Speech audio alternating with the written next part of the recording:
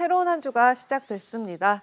사실 지난주에 실적 발표가 있었던 기업들의 약 80% 정도는 순이익이 예상보다 나쁘지 않았는데요. 하지만 미중 간의 긴장감이 흐르면서 24일장 뉴욕 증시는 3대 지수 모두 하락세를 보였습니다. S&P 500은 전장보다 0.62% 빠진 3,215선에 마감을 했고요. 그리고 나스닥 지수는 그간에 고평가되고 있었던 주요 기술주가 과거 IT 버블 때처럼 조정 가능성이 제기된 탓인지 1% 가까이 빠진 1,363선에 장을 마쳤습니다.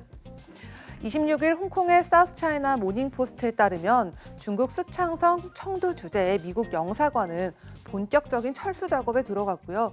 이 역사의 현장을 지켜보러 온 시민들로 인산인해를 이뤘다고 하는데요.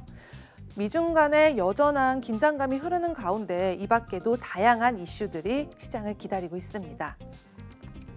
날짜별로 살펴보면요. 27일에는 6월 내구재 수주가 발표되어 있고요. 또 28일에는 7월 달 소비재 신뢰지수에 이어서 또 이번 주 핵심 이슈죠. 바로 연준이 FOMC에서 내놓을 경기 진단과 향후 정책 방향도 중요한 이슈인데요. 솔직히 이번 회의를 통해서 또 다른 부양책이 나올 거라는 아주 큰 기대는 없지만 포워드 가이던스의 변화나 또 제롬 파월 의장의 입장 발표가 궁금해집니다. 또 2분기 GDP 증가율과 함께 주간 실업보험 청구자 수도 주목해야 할 것입니다. 네, 그럼 이처럼 다양한 경제 이벤트와 함께 변동성 장세가 예고되고 있는데요. 오늘은 가장 많은 투자자들이 주목하고 있는 테크주 3개 기업 실적 발표에 대해서 알아보겠습니다. 네, 이번 주 목요일이 바로 주식시장의 향방을 가를 만한 운명적인 날이 되겠는데요. 애플과 아마존, 알파벳 이 3개 기업이 한날에 이렇게 같은 날에 실적 발표를 앞두고 있습니다. 차례대로 살펴보겠습니다. 네, 먼저 애플입니다. 애플의 주가가 연일 사상 최고가 행진을 이어갔지만 반대로 실적 전망은 갈수록 불투명한 상황인데요. 애널리스트들은 주당 순이익이 2.02달러, 매출은 571억 7천만 달러를 예상하고 있습니다.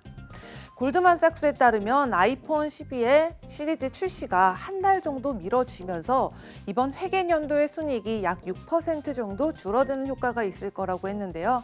이미 부정적으로 돌아선 실적 전망에 더 악재가 될 수 있다고 내다봤습니다. 올해 순이익은 증권사 평균 전망치를 약 16% 밑도는 수준에 그칠 것으로 예상이 되고요. 이어서 주가 살펴보시겠습니다. 4일장에서는 0.25% 소폭 빠진 370달러 선에 마감한 모습인데요. 지난 3월 20일 저점부터 7월 셋째 주까지 71%나 급등한 모습이고요. 이에 따라서 아마 버크셔 해서웨이도 제법 큰 수익을 냈다는 걸 알 수가 있겠습니다. 그리고 현재도 39명 중에 분석가 중에 28명이 강한 매수 의견을 보이고 있습니다. 다음은 아마존입니다. 올해 들어서만 해도 73% 상승세 보이고 있고요. 아마존의 주식을 11% 이상 가지고 있는 제프 베조스는 올해 들어서만 순자산이 50% 이상 폭증했다고 하죠. 그리고 24일 장에서도 0.75% 상승한 3,008달러 선에 마감한 모습입니다. 골드만삭스는 마가주 중에서도 특히 아마존이 코로나19 기간 동안 전자상거래 시장의 혜택을 받고 있고 또 통계 업체들의 데이터를 봐도 아마존 플랫폼에 대한 소비자들의 지출이 급증했다는 걸 알 수 있다고 전했는데요. 1분기 매출은 전년 대비 26% 증가한 755억 달러를 기록했고요. 이번에는 또 810억 달러를 훌쩍 뛰어넘을 것으로 보이고 있습니다.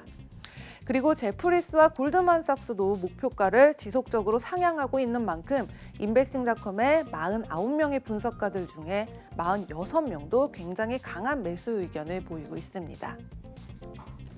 네, 마지막 소식입니다. 바로 구글의 모회사인 알파벳인데요. 지난주 금요일장에서 0.56% 소폭 빠진 1,508선에 마감했습니다.